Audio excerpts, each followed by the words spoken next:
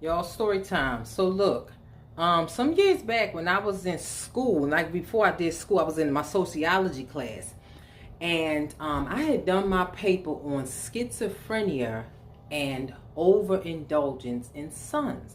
And I'm gonna tell you why I did that. Because I have 3 incidents of schizophrenia developing in 3 males, and they're all people, that I know of in proximity.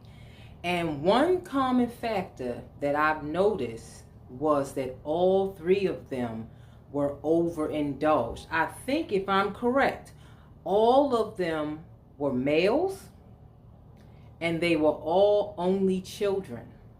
And I remember, like, when I had done my paper, I didn't do any extensive research on this, right?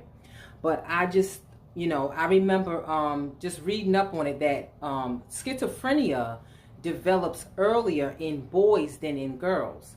Schizophrenia can tend to show early signs of development in boys as early as 15 and in women 23, and like that. But all 3 of them were only children, sons, and they were overindulged.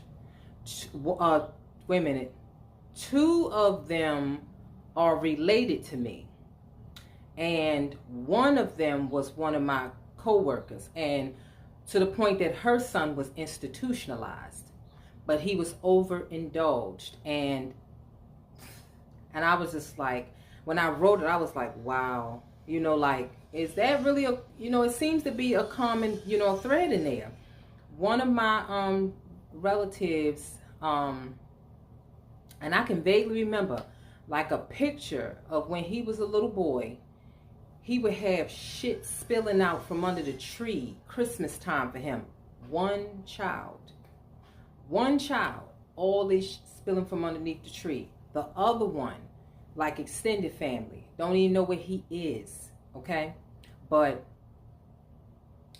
he used to get so much shit. And, yep. And the other one was a former co-worker of mine, to the point that her son had to be institutionalized. So I was like, I didn't do any extensive research, like I said, but that was just a common thread. All of them was only children, sons, and they were overindulged, and every last one of them expressed schizophrenia. That's something to ponder, y'all.